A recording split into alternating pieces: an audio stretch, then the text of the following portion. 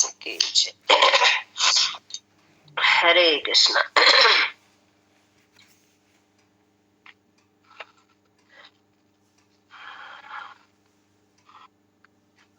श्लोक अध्याय 8 है और पेज नंबर है 73 पे। गुरु क्या है?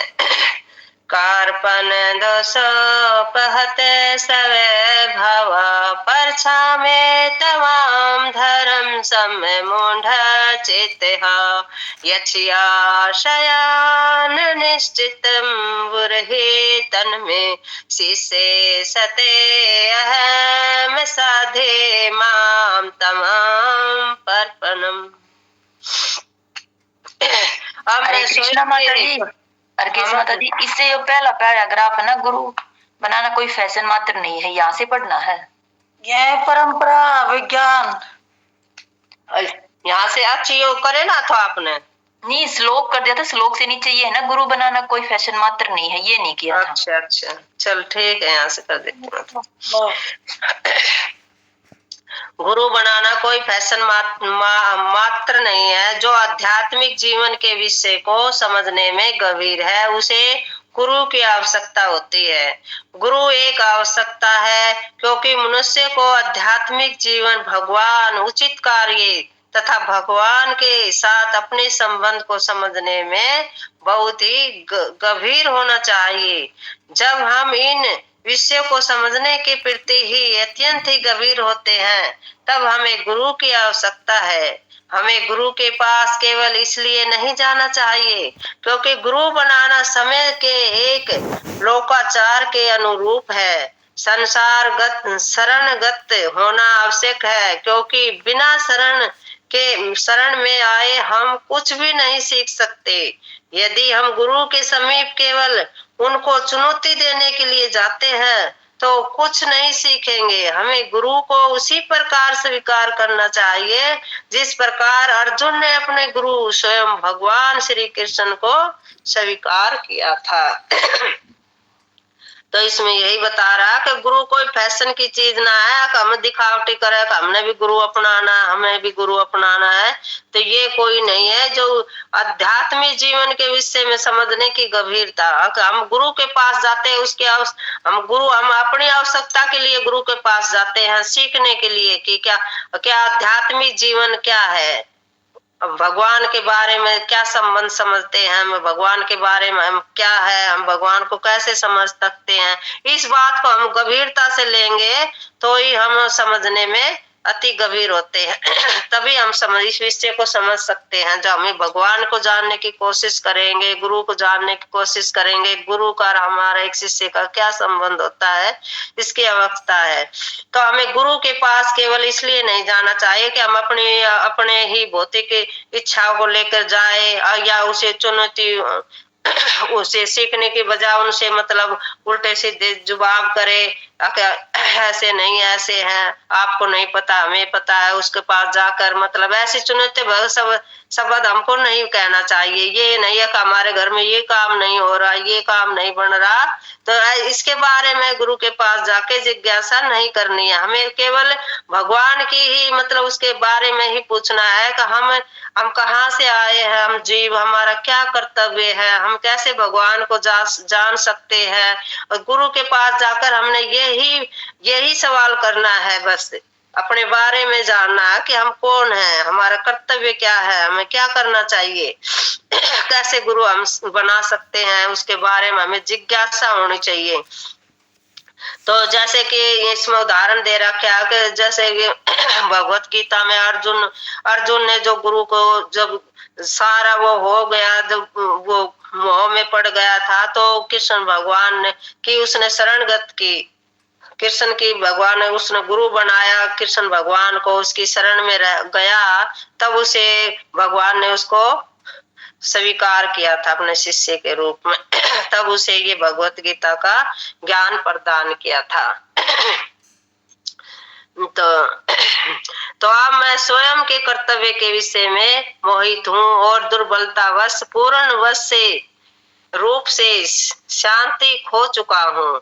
मैं इस अवस्था में आपसे पूछता हूँ कि जो मुझे स्पष्ट रूप से कहिए कि मेरे लिए क्या शेष कर है। अब मैं आपका शिष्य हूँ एवं आपकी ही शरण में आया एक जीव हूँ। कृपा मुझे उपदेश दीजिए। भगवत गीता 2.7 यह गुरु स्वीकार करने की विधि है। गुरु श्री कृष्ण के प्रतिनिधि है। पूर्ववर्ती आचार्यों के प्रतिनिधि है। श्री कृष्ण कहते हैं समय संसत ही आचार्य उनके प्रतिनिधि है। इसलिए ही गुरु का ही ठीक उसी प्रकार आदर सत्कार करना चाहिए जैसे कोई भगवान का करता है। विश्वनाथ चक्रवर्ती ठाकुर उनके द्वारा ही रचित आध्यात्मिक गुरु की ही प्रार्थना में कहते हैं कि यस्य प्रसाद भगवत प्रसादो प्रसाद न गति कुतपो। आध्यात्मिक गुरु की दया से ही व्यक्ति श्री कृष्ण की कृपा प्राप्त करता है। इसी प्रकार यदि हम प्रमाणिक गुरु की शरण लेते हैं तो हम भगवान के शरणगत होते हैं। भगवान गुरु के प्रति हमारी शरणगति को ही स्वीकार करते हैं। तो इसमें यही बता रहा है जब अर्जुन ने जो भगवान कृष्ण को गुरु बनाया था तो गुरु तो जब महाभारत के युद्ध में जब वो मोह में गिर गया था तब उसको कुछ भी सुझाव नहीं हो रहा था। वो अपने मतलब कि दुर्बलतावत मतलब शांति खो चुका था। वो अपना कर्तव्य भूल गया था और वो ये कहने लगा कि अब मुझे ये नहीं पता कि मुझे क्या करना है क्या नहीं करना है। अब मैं तो भगवान कृष्ण मैं तो आपकी शरण में हूँ, केवल आपकी शरण में हूँ। मैं आपका शिष्य हूँ, आपकी शरणगत हूँ। कृपा करके मुझे अब आप उपदेश दीजिए कि जैसा आप कहोगे मैं वैसा ही करूंगा। अब मैं आपका शरणगत हूँ, कृपा मुझे उपदेश दीजिए।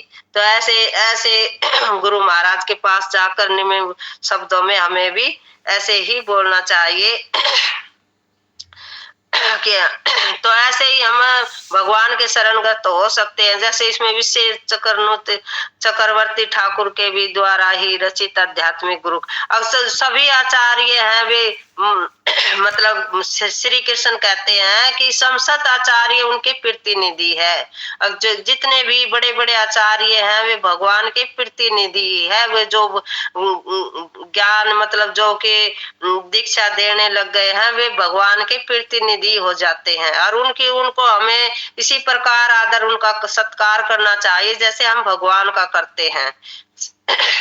वे भगवान के समान ही है। उस भगवान नहीं है पर भगवान के समान ही है। उनका आदर हमें करना चाहिए हमेशा ही। और जब भी हम कृष्ण की कृपा प्राप्त कर सकते हैं जब आध्यात्मिक गुरु के हम प्रतिनिधि के शरणगत होते हैं तो ही हम भगवान की कृपा प्राप्त कर सकता है। इस प्रकार यदि प्रमाणिक गुरु की शरण लेते हैं, जब कह रहे हैं ना इसमें प्रमाणिक गुरु जो जो जो 5,000 वर्षों पहले से जो यो गुरु परंपरा चली आ रही है, सूर्य देव ने बस अपने पुत्र मनु से दिया, फिर ये ऐसे ही चलता आ रहा नारद मुनि से, फिर व्यास देव से, मतलब ये ऐसे बड़े बड़े आचार्यों से ये प्रमाणिक गुरु चलते आ रहे हैं। तो इसी से ही हमें प्रमाणिक गुरु से ही हमें शरण ग्रहण कर लेनी चाहिए। उनके शरणगत होते ही भगवान गुरु के प्रति हमारी शरणगति को स्वीकार करते हैं।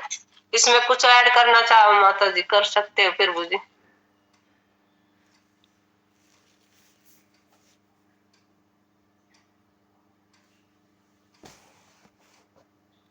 सीमा माता जी अनम्यूट कीजिए। हरे कृष्ण प्रभु जी, मैं बोली हाँ आप ही कुछ थोड़ा सा ऐड कर दो, 7:30 हो गए थोड़ा सा है ना, जल्दी जल्दी। बस यही कहा गया माता जी यहाँ पे कि जो गुरु हैं वो भगवान के प्रतिनिधि होते हैं। प्रतिनिधि मतलब अगर भगवान कभी खुद स्वयं नहीं आते अपना संदेश देने के लिए तो अपने प्रतिनिधि यानी कि अपने जो प्रतिनिधि है उसको भेज देते हैं, जो उनके संदेश को एज इट इज़ हमारे सामने रखते हैं, हमें उनका ज्ञान प्रदान करते हैं। जैसे गुरु हैं, गुरु महाराज जो गुरु होते हैं वो आचार्य हैं, ये सब हमारे जो भगवान के प्रतिनिधि होते हैं, हम तक वो भगवान के संदेश को पहुंचाते हैं और उनका सम्मान उसी तरह करना चाहिए जैसे हम भगवान का सम्मान करते हैं और उनके आदेशों का पालन करना चाहिए। बस यही है माता जी। हरे कृष्णा। हरे कृष्णा प्रभु जी। भगवत गीता 18.66 में श्री कृष्ण शिक्षा देते हैं, सर्वधर्म परित्यज्य माम क्यम ही शरणम व्रजेहि अहम तवम सर्व पापेभ्यो मोक्षयिष्यामि मा शुचः। सब प्रकार के धर्मों को त्याग कर एकमात्र मेरी शरण ग्रहण करो, मैं संपूर्ण पापों के फलों से तुम्हारी रक्षा करूंगा। अतः भयभीत न हो। कोई तर्क करता है कृष्ण कहाँ है, मैं उनकी शरण लूंगा, पर ऐसा नहीं होता। विधि यह है कि पहले हम कृष्ण के प्रतिनिधि की शरण लेते हैं, इसके पश्चात कृष्ण की शरण ली जाती है। इसलिए यह कहा गया है साक्षात धर्मेतन संसत शास्त्रे, गुरु भगवान के समान ही है। जब हम गुरु की वंदना करते हैं तब भगवान की वंदना होती है, क्योंकि हम भगवत भावना भावित बनने का प्रयत्न कर रहे हैं। अतः हमें यह सीखना पड़ेगा कि भगवान के प्रतिनिधि के माध्यम से ही वंदना किस प्रकार की जाती है। संसद शास्त्रों में गुरु को भगवान के समान स्वीकार किया गया है, परंतु गुरु कदापि ये नहीं कहते कि मैं भगवान हूँ, शिष्य का यही कर्तव्य है। तो इसमें यही बता रहे हैं कि भगवान श्री कृष्ण भी कहते हैं कि जो ये 66वां श्लोक में शिक्षा देते हैं कि आप कैसे भी धर्म में हो, नीच में हो, कुल में हो, राजा हो, फकीर हो, कैसा भी सब धर्मों को त्याग कर एकमात्र मेरी शरण में आ जाओ। मैं तुम कितने भी घनिष्ठ पाप क्यों न किए हो, मैं सब पापों से तुम्हारी रक्षा करूंगा। अब भयभीत मत हो, तुम डरो मत, ना केवल मेरी शरण में। कोई ये कहे कि कृष्ण कहाँ है, उनकी शरण कैसे लूंगा, तो ये नहीं होता कि कृष्ण कैसे है। तो ये भगवान बता रहे हैं ना, कृष्ण उनके प्रतिनिधि की शरण, जो पहले ही हम जो भगवान के पार्षद आए हुए हैं, जो प्रतिनिधि, जब शील प्रभुपाद भी कभी ये नहीं कहते थे कि मैं भगवान हूँ, कहते थे मैं भगवान का प्रतिनिधि हूँ। तो उन प्रतिनिधि की हम शरण लेते हैं, तभी पश्चात कृष्ण की शरण ली जाती है। और गुरु ही हमें गुरु के माध्यम से ही हम कृष्ण भगवान को जान सकते हैं, हम डायरेक्ट कृष्ण भगवान को नहीं जान सकते। तो ये साथ साथ धरे तनु संसद शास्त्रे बताया ना, गुरु के सम्मान ही हम गुरु की वंदना करते हैं। अच्छा, हम भगवान के सम्मान ही हम गुरु की वंदना करते हैं, तब भगवान की वंदना हो जाती है। हम गुरु को प्रसन्न कर लेते हैं तो भगवान श्री कृष्ण खुद ही प्रसन्न हो जाते हैं। जब हम गुरु वंदना करते हैं तो गुरु की वंदना करते हैं तो भगवान स्वयं प्रसन्न हो जाते हैं। तो हम ये ही, क्योंकि हम भगवत भावना भावित बनने का प्रयत्न कर रहे हैं, हम सीख रहे हैं, यही हम सीख रहे हैं। हमें सीखना पड़ेगा कि भगवान के प्रतिनिधि के माध्यम से ही वंदना किस प्रकार की जाती है। जैसे हमें छोटे छोटे नियम कर रहे हैं, तो अब इससे हम सब कुछ सीख रहे हैं धीरे धीरे। तो भगवान के प्रतिनिधि माध्यम से ही वंदना किस प्रकार की जाती है। संसद शास्त्रों में गुरु को भगवान के सम्मान ही स्वीकार किया गया है, और कदापि जो गुरु होते हैं प्रभुपाद कभी भी ये नहीं कहते थे कि मैं भगवान हूँ, वो हमेशा ये कहते थे मैं भगवान का प्रतिनिधि हूँ। गुरु का ठीक उसी प्रकार सम्मान करना जैसा सम्मान भगवान का होता है, परंतु गुरु कभी नहीं सोचते कि मेरे शिष्य मुझे वही सम्मान दे रहे हैं जैसा भगवान को दिया जाता है। अतएव मैं भगवान बन गया हूँ, जैसे ही वह इस प्रकार सोचता है वह भगवान के स्थान पर कुत्ता बन जाता है। इसलिए ही शील विश्वनाथ चक्रवर्ती ठाकुर कहते हैं, किंतु पिरभो प्रिय एव तस्से, किंतु पिरभोर्ये प्रिय एव तस्से, क्योंकि गुरु भगवान के सबसे ही अधिक अंतरंग दास है, उनका उसी प्रकार आदर किया जाता है जिस प्रकार स्वयं भगवान हमेशा भगवान है और गुरु हमेशा गुरु है। शिष्टाचार के अनुसार भगवान सेव्य भगवान है और गुरुदेव सेवक भगवान। अतः गुरु को ही प्रभुपाद कहा जाता है। प्रभु का अर्थ है स्वामी, तथा पाद का अर्थ है शिस्तति होती है। अतः प्रभु का अर्थ है जिन्होंने प्रभु की स्थिति ले ली है। उसका तात्पर्य वही है जो साथ धरे हुए तेन संसद शास्त्र का है। जो हम गुरु अष्टम में गाते हैं ना, साथ धरे तवेन संसद शास्त्र का। जो हम जिन्होंने प्रभु की स्थिति ले ली है उनका तात्पर्य वही है जो समसत गुरुओं का मतलब हम समसत शास्त्र या साथ धरे तेन, अब हमने सारा ये साथ धरे तेन समसत शास्त्र का ही आश्रय ले लिया हमने। तो इसमें यही बताया है। अब जैसे कि शिष्य को मतलब सम्मान दे रहे हैं भगवान जैसा कोई दिया जाता है। हमें सम्मान भगवान का सम्मान जैसा कि हम सम्मान भगवान का होता है, तुरंत गुरु कभी ये नहीं सोचते कि शिष्य मेरे वही सम्मान दे रहे हैं। अब जैसे हम मंदिर में भगवान का पूजन कर रहे हैं तो गुरु ये नहीं सोचते कि मेरा सम्मान नहीं हो रहा। जैसा कि भगवान को दिया जाता है, अंत भगवान बन गया हूँ, वे ये नहीं सोचता कि ये अब भगवान को सम्मान दे रहे हैं और मैं भी भगवान बन गया हूँ। जैसे ही इस प्रकार वे सोचता है तो वह भगवान के स्थान पर कुत्ता बन जाता है। तो कभी गुरु ये नहीं कहता कि मैं भगवान बन गया हूँ। इसीलिए विश्वनाथ चक्रवर्ती ठाकुर कहते हैं किंतु फिर भोर ये प्रिय तस्से, क्योंकि गुरु भगवान के सबसे अधिक अंतरंग दास है। भगवान के वे हमेशा दास है, उनका ही इसी प्रकार ही आदर किया जाता है जिस प्रकार स्वयं भगवान है। भगवान जैसा भगवान हमेशा भगवान है। अब भगवान तो हमेशा भगवान ही है उसका और गुरु हमेशा गुरु ही रहता है। शिष्टाचार के अनुसार ही भगवान स्वयं भगवान है और गुरुदेव सेवक है। तो ये बताया है। तो गुरु को प्रभुपाद कहा जाता है। तो प्रभु का अर्थ है स्वामी, वे स्वामी है। तथा पाद का अर्थ है शिस्तति। उनकी ये शिस्तिति है, शिस्तति होता है। अतः प्रभु पाद का अर्थ है जिन्होंने प्रभु की शिस्तति ले ली है, उसकी जिन्होंने प्रभु की शरणगत ले ली है, उनका तात्पर्य वही है जो साथ धरे तेन संसद शास्त्र का है। जब हम भगवत विज्ञान जानने के लिए गंभीर होते हैं तभी गुरु की आवश्यकता है। हमें केवल ही प्रदर्शन के लिए गुरु कभी नहीं बनाना चाहिए। जिस व्यक्ति ने गुरु की शरण ली है वह विवेक पूर्वक बोलता है, वह कभी भी अर्थहीन बात नहीं करता। प्रमाणिक गुरु को स्वीकार करने का यही लक्षण है।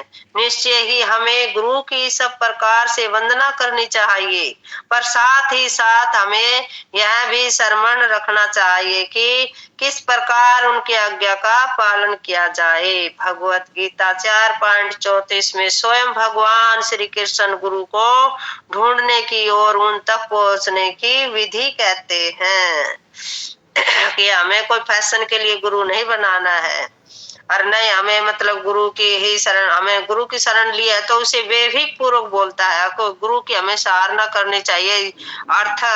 अर्थहीन बातें हमें ऐसा अनावश्यक गुरु के बारे में नहीं करना चाहिए। प्रमाणिक गुरु को स्वीकार करने का यही लक्षण है कि निश्चय ही हमें गुरु की सब प्रकार से ही वंदना करनी चाहिए। हमें गुरु की वंदना करनी चाहिए, हमें गुरु की बड़ाई करनी चाहिए। हमें गुरु मिला है तो उसके हम पद चिन्ह पर चले, हमें ऐसा करना चाहिए हमें जैसे कि उसने आज्ञा दी है उसको हम पूरा कर सके। तो यही भगवत गीता में 4.34 में स्वयं भगवान गुरु को ढूंढने की कोशिश कर रहे हैं, विधि है। तददि प्रमाणे प्रणिपाते ने परिपर्शे निसेवया उपदेहि छयन्ति ते ज्ञानेन सतहि तव दर्शन। आध्यात्मिक गुरु का आश्रय लेकर सत्य को जानने का प्रयत्न करो। निरम भाव से गुरु से प्रसन्न करो और उनकी सेवा करो। आत्मा ज्ञानी तुम्हें ज्ञान दे सकते हैं क्योंकि उन्हें सत्य का सामना किया है। वो सत्य को जानते हैं। क्या कह रहे हैं इसमें, हमें गुरु के पास जाना है, उसका आश्रय लेना है, उसकी शरण ग्रहण करनी है, और नरम भाव से कति छोटा बनकर हमें भगवान गुरु के पास जाना है, और उससे ये प्रश्न करो कि उसकी सेवा करो। हमें उनसे प्रश्न भी करना है कि हम कहाँ से आए, हमारा क्या कर्तव्य है, और उनकी सेवा करो। आत्मा ज्ञानी तुम्हें ज्ञान देते हैं, क्योंकि उन्हें तो सारा ये तत्व दर्शन, उन्हें सब कुछ पढ़ रखा है, उन्हें सारा ज्ञान है, और वो सत्य को जानते हैं, तो ही हमारा मार्गदर्शन वो कर सकते हैं। प्रथम विधि है शरण गति में, एक से स्तर ही व्यक्ति को ढूंढकर ही इस अवस्था से उनकी शरण लेनी चाहिए। शास्त्रों का आदेश है कि गुरु बनाने के पूर्वक हमें उनका ही सावधानी पूर्वक ही ध्यान करना चाहिए, यह जानने के लिए कि हम उनके शरणगत हो सकते हैं या नहीं। हमें साहस केवल ही धर्मनतावश्य गुरु नहीं बनाना चाहिए, ऐसा करना अत्यंत है। गुरु को भी उस व्यक्ति का ही ध्यान रखना चाहिए जो उनका शिष्य बनना चाहता है। तो इसमें यही बता रहा है कि हमें शरणगत होना चाहिए गुरु को। ये नहीं है कि हमें व्यक्ति को ढूंढ कर अवस्थाएं उनकी शरण लेनी चाहिए। और शास्त्रों और जो भगवत गीता में जो शास्त्र है, भागवतम है, इनका हमें उपदेश पढ़ना भी चाहिए, और जो कुछ हम सीखते हैं उनको एक दूसरे को बताना भी चाहिए। और गुरु बनने के पूर्वक हमें उनका ही सावधानी पूर्वक ध्यान करना चाहिए। गुरु का हमें ध्यान करना चाहिए जानने के लिए हमें उनके, क्योंकि हम उनके शरणगत हो सकते हैं या नहीं। तो ये ये धर्म गुरु नहीं बनाना चाहिए। हाँ, क्या हमें गुरु ही मतलब शिष्य को पहचान सकता है कि ये कौन मेरी शरण ग्रहण कर सकता है और कौन नहीं कर सकता। गुरु को उस व्यक्ति का ही ध्यान करना चाहिए जो उनका शिष्य बनना चाहता है। गुरु भी देखो, गुरु भी इसमें बता रहे हैं ना, गुरु भी हमारा ध्यान करते हैं। गुरु भी जान सकते हैं अपने योग बल से कि हम कौन शिष्य बनने के लायक है, कौन नहीं है। तो क्योंकि शिष्य उनके योग्य है अथवा नहीं, गुरु और शिष्य के बीच इसी विधि से संबंध स्थापित होते हैं। इसमें बताया ना, गुरु भी हमको जान लेते हैं कि कौन शिष्य योग्य है, कौन नहीं है, कौन संबंध हमारे साथ गुरु का संबंध इसलिए स्थापित होता है। पर प्रत्येक वस्तु दी हुई है, परंतु हमें विधि का ही गंभीरता पूर्वक पालन करना है।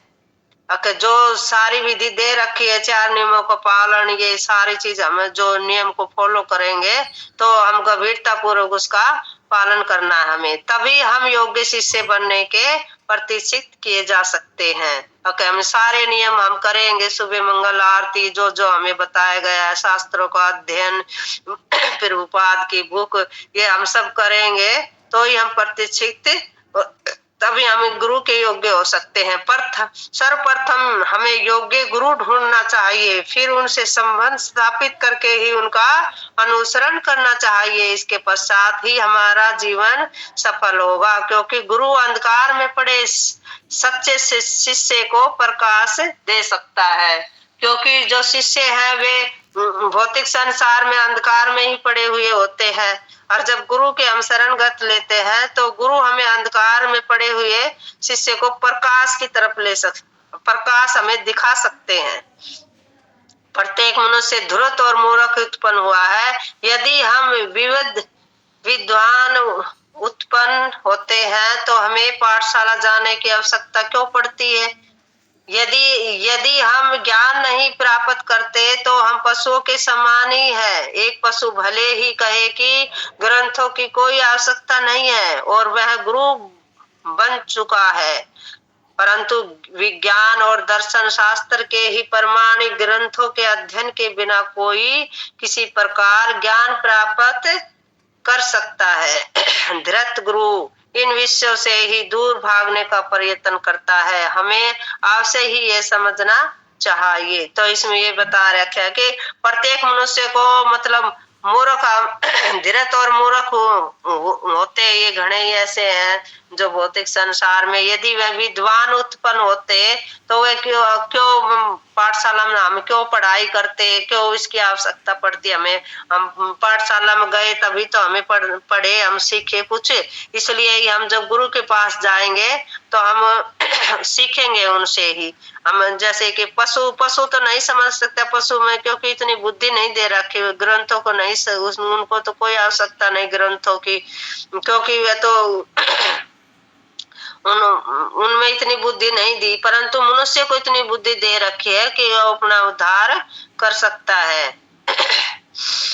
जो ध्रुत लोग है ये भी दूर, इनसे मतलब विषयों से दूर भागने का प्रयत्न करता है। वे जो ये ज्ञान प्राप्त कर सकता है उनसे वो दूर भागना चाहते हैं, वे ज्ञान लेना ही नहीं चाहते।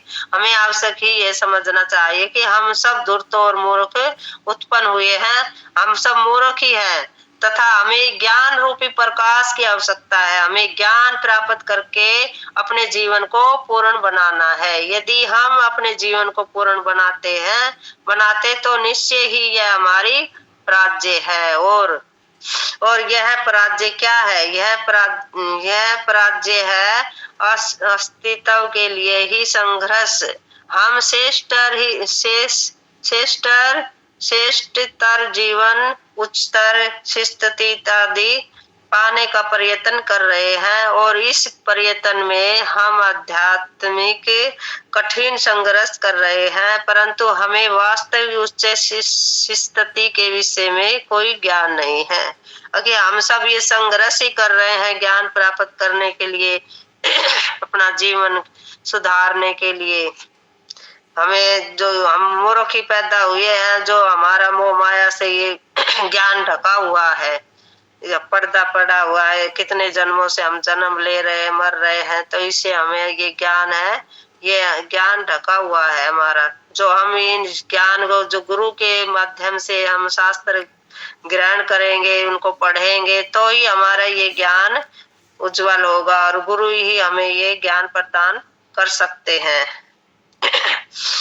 तभी हम उच्च स्थिति के विषय में कोई ज्ञान नहीं है। हमें तो कोई ज्ञान है ही नहीं। जब गुरु के संघर्ष में जाएंगे तभी हमें ये ज्ञान प्राप्त होगा। माता जी कुछ ऐड करना चाहो और पढ़ो। हरे कृष्णा माता जी। हाँ जी माता जी, आप पढ़ते ही जा रहे थे, फिर बोल रहे ही नहीं। मुकिम बताने को है ना, गुरु के बारे में ही था, यही बात चल रही सारी। तो जो इससे पहले वाला पैराग्राफ है, प्रथम विधि शरणागति, तो इसमें ये बताया कि जैसे हमें जो है शरणागति लेनी चाहिए गुरु की, लेकिन उसके लिए जो हमें सबसे पहले ये देखना चाहिए कि जो हम जिस गुरु के पास जा रहे हैं वो परंपरा से है या नहीं है। ऐसा नहीं कि जैसे आपने गुरु बना लिया तो आपके पीछे पीछे मैं भी गुरु बना लूं, कि चलो भाई इन्होंने गुरु बनाया मैं भी गुरु बना लूं। और जो इससे ऊपर वाला उसमें बताया गया कि जो है गुरु को भी ये देखना चाहिए कि जो शिष्य है, ये जैसे कि भाई अब नियम तोड़ देते हैं तो फिर उसका अपराध गुरु को ही लगता है।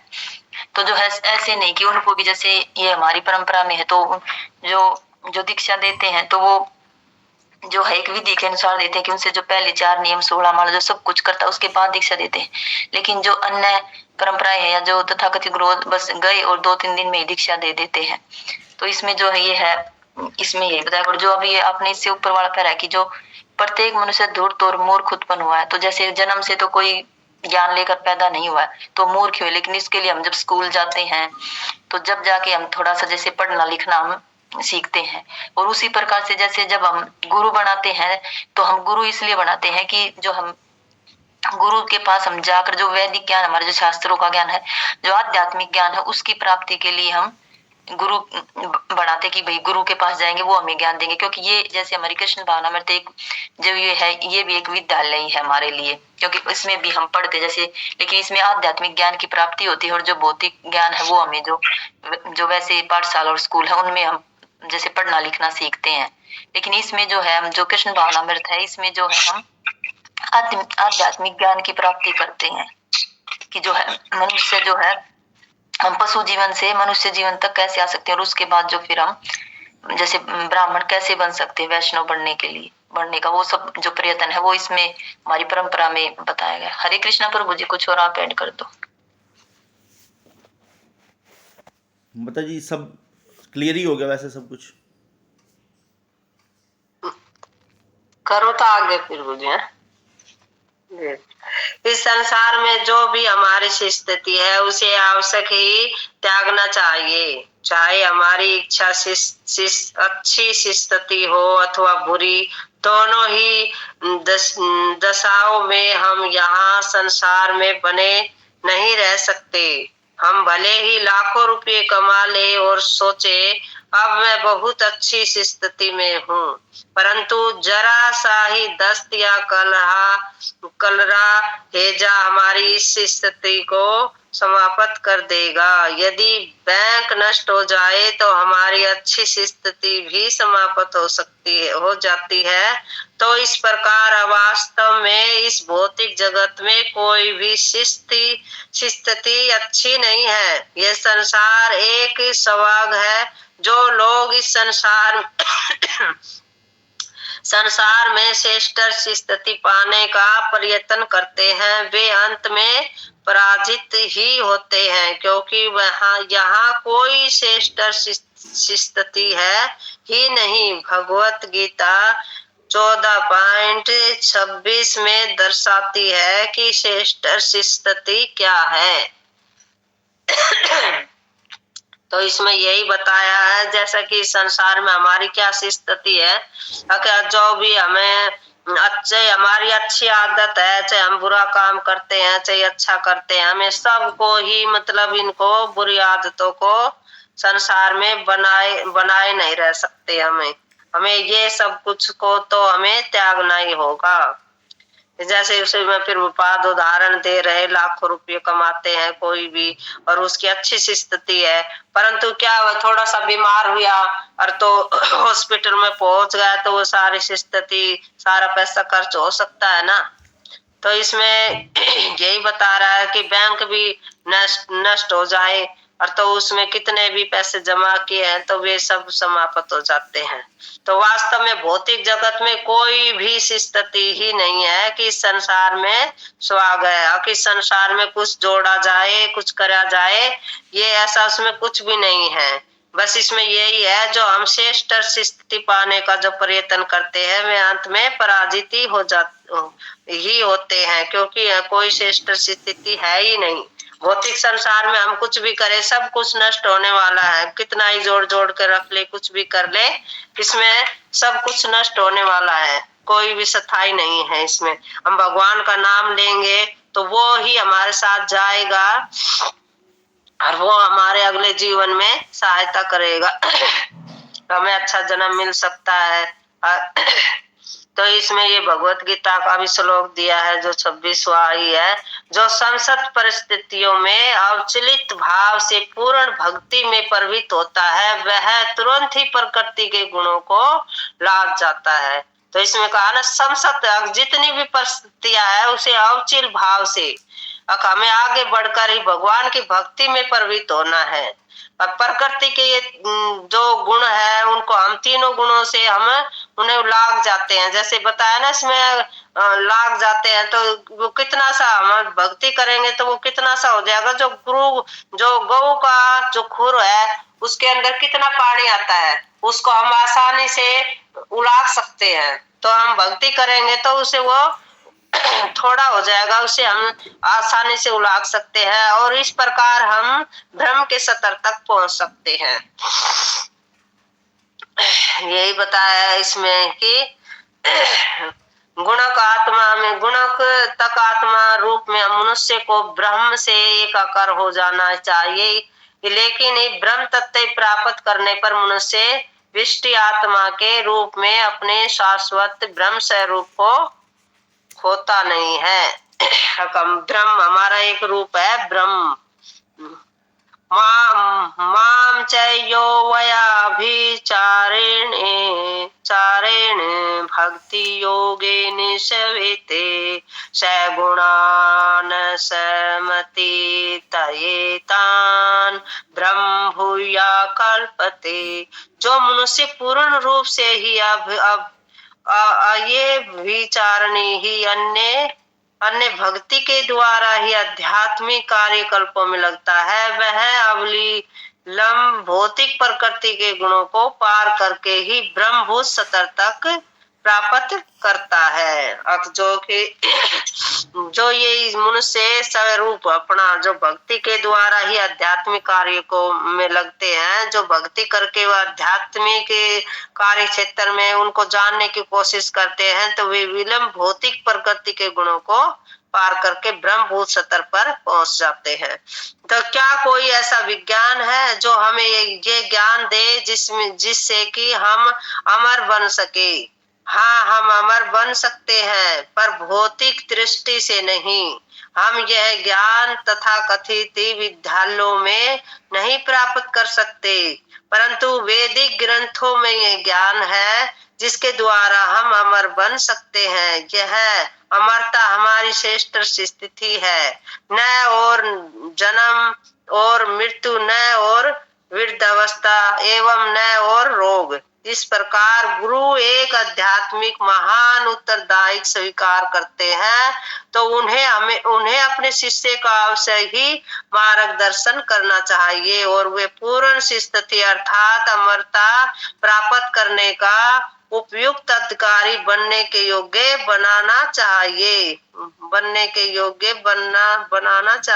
गुरु को इतना निपुण आवश्यक होना चाहिए कि वे शिष्य को अपने घर भगवान के धाम में वापस ले जा सके।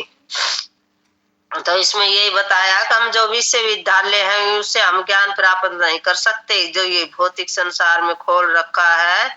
इससे तो हम पैसे कमाएंगे, अच्छी नौकरी मिलेगी हमें, और हम भौतिक संसार में ही मतलब दृष्टिकोण यही करते रहेंगे, और जो कि इनके द्वारा अमर नहीं बन सकते हम, परंतु